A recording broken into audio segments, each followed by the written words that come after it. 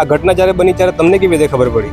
સ્કૂલના છોકરા જતા હતા તો એક ગાડી અંદર કેનાલમાં પડી ને આ 3 જણ ડૂબી જાય છે તણાઈને. એટલે હું આવ્યો હતો, જોયો હતો. પછી એક જણ અહીંયા ટીંગાઈ રહ્યો હતો, એને પછી દોડ્યું નાખીને કાંઈ.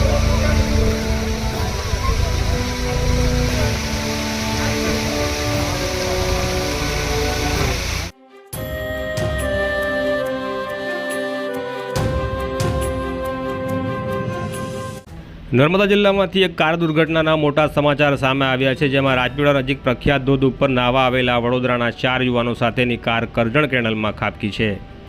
નર્મદાના રાજપીપળા નજીક આવેલા કરજણ ડેમ પાસે આવેલા 12 વણજરના ધોધ ઉપર નાહવા ગયેલા વડોદરા સોમાતળા વિસ્તારના 4 યુવાનો સાથેની કાર કરજણ કેનાલમાં ખાબકી હતી, જેમાં 3 યુવાનોને એક સ્થાનિક આદિવાસી યુવાન દ્વારા બચાવવામાં આવ્યા હતા, જ્યારે એક યુવાન છે તે લાપતા બન્યું હતું, જેની શોધખોળ કરવા માટે રાજપીપળા નગરપાલિકા ફાયર ફાઇટરની ટીમ દ્વારા કરજણ કેનાલમાં શોધખોળ કરવામાં આવી રહી છે.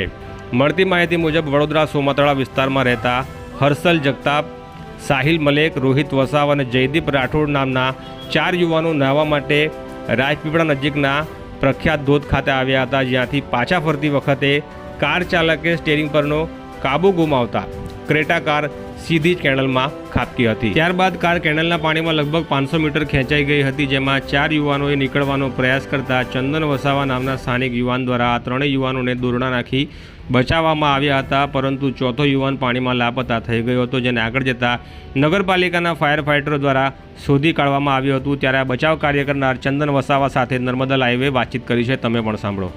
આ ઘટના જ્યારે બની ત્યારે તમને કેવી રીતે ખબર પડી?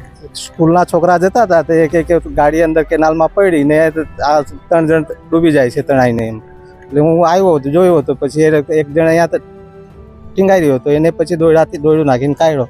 પછી એક બીજો જતો હતો, એટલે એને દોડ્યો હતો, એને દોડ્યું નાખીને પછી કાઢ્યો. ત્રીજો આગળ જતા બુડી ગયો હતો. એટલે પછી આ માસરે કૂદકો માર્યો કેનાલમાં મેં, એટલે પછી મંદિરે પડી ગયો પાણીમાં. પછી એને જર્સી પકડીને બહાર કાઢ્યો. એટલે જીભ બી બધી કાઢી નાખી, ફીણ બધું નીકળી ગયું હતું, મરી ગયો હતો એવું હાલતમાં હતો. પછી દોરડું બાંધીને બહાર કાઢ્યો. બીજો એક જણાયો ને ઉભો રાખ્યો. પછી એને 2 જણથી ખેંચ્યો અને મેં હોળમાં પકડીને પછી એને ઉપર ખેંચી કાઢીને પછી હાથથી દબાયો પેટમાં અને છાતીમાં. પાણી કાઢ્યું એટલે પછી ભાનમાં આવ્યા. પછી બીજા કોઈ ટોટલ 4 યુવકો હતા, એમાંથી ચોથા યુવકને તમે જોયો હતો? ના, નહીં જોયો છે. 3 જણ જોયા. એમને જતા આ 3 ને બચાવ્યા, એમને એ જોયા હતા, ચોથા નહીં જોયો. આ પાણી હમણાં તો કેનાલમાં ઓછું પાણી છે, બંધ કર્યું છે, પણ જ્યારે ઘટના બની ત્યારે પાણી વધારે હતું? વધારે હતું.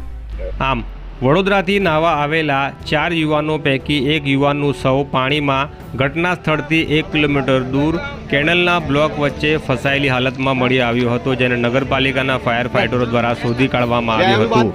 જ્યારે 2 અન્ય યુવાનો રાજપીપળા સિવિલ હોસ્પિટલમાં સારવાર હેઠળ હોવાનું જાણવા મળે છે. ત્યારબાદ કેનાલમાં પાણીમાં ડૂબેલી ક્રેટા કારને પણ ક્રેનની મદદ લઈ બહાર કાઢવામાં આવી હતી.